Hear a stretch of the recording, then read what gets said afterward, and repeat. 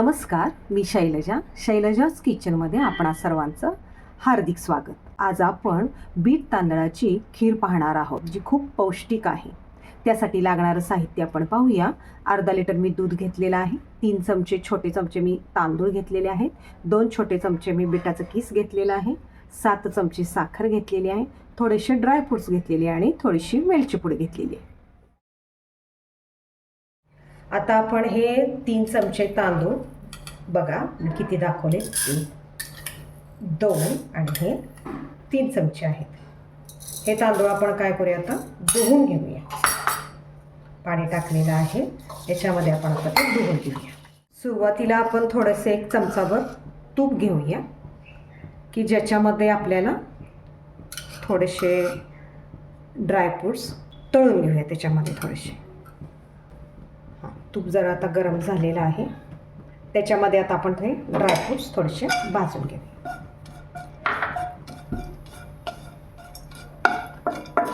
जास्त वेळ भाजायला नको, कारण तो बारीक केला असल्यामुळे कदाचित ते करपण्याची शक्यता असते. थोडा वेळच भाजूया आणि ते बाजूला काढूया आपण.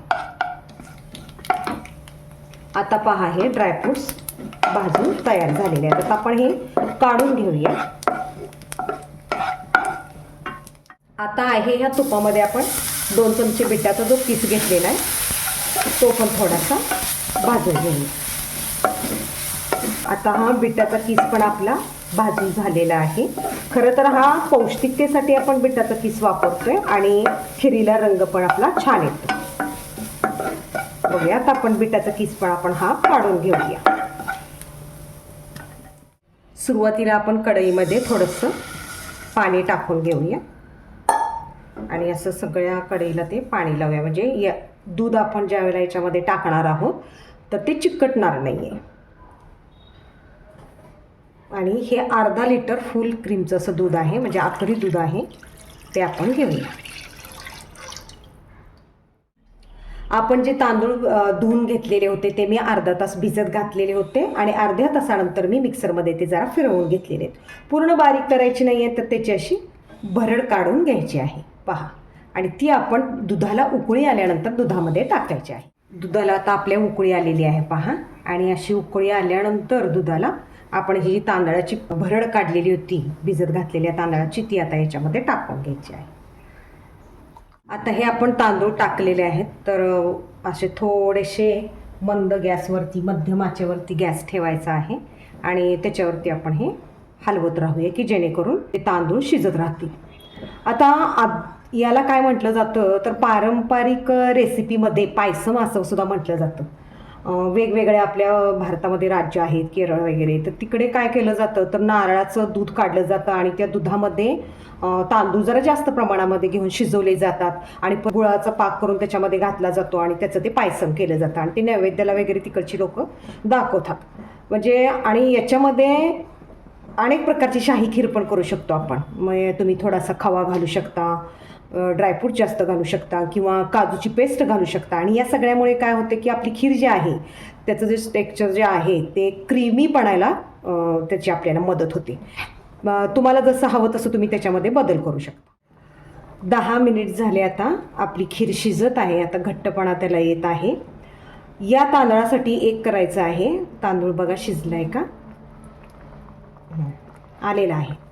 तर याच्यासाठी तांदूळ वेगवेगळ्या प्रकारचे वापरले जातात. कुठले वापरायचे, जसे सुवासिक तांदूळ आहेत असे वापरायचे. आंबेमोहर तांदूळ आहे, नंतर बासमती आहे किंवा इंद्रायणी तांदूळ आहे.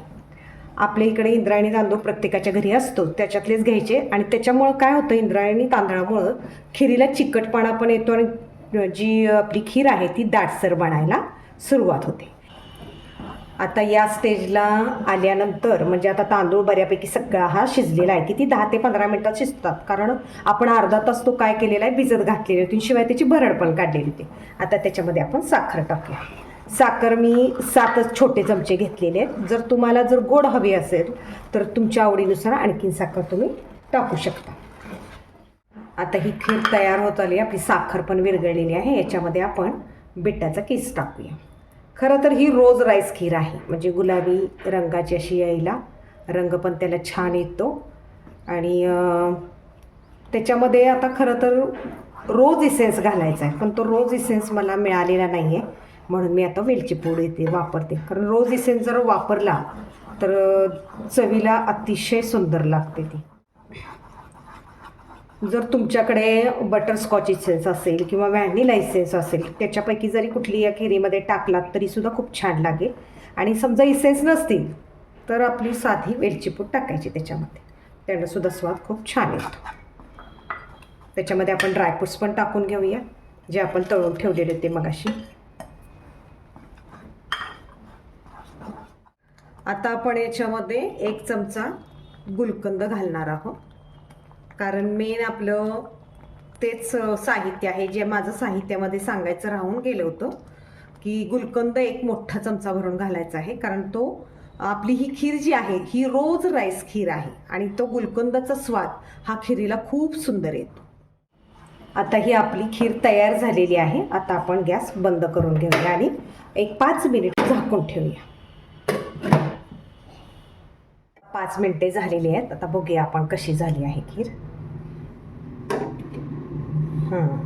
हे बघा, अशा पद्धतीने थोडीशी घट्टसर झालेली आहे. तुम्हाला कशी खावी वाटते, जर तशानुसार जर चपातीबरोबर खायची असेल तर आणि थोडे दूध घालून पातळ केली तरी चालू शकते. बघा ही कशी झालेली आहे, त्याचं घट्टपणा आलेला आहे आणि सुंदर असा त्याचा वाससुद्धा येत आहे, सुगंध येत आहे. आता ह्या बाउलमध्ये आपण ही खीर काय करूया, काढून घेऊया. बघा किती सुंदर कलर आलेला आहे आणि त्याचा सुगंधही सुवास छान येत आहे. आता आपली खीर ही तयार झालेली आहे. त्याच्यावर आता आपण थोडेसे ड्रायफ्रूट्स टाकूया. ही खीर तुम्ही फ्रीजमध्ये ठेवून गार करून सुद्धा खाऊ शकता. बघा किती छान सुंदर अशी खीर झाली.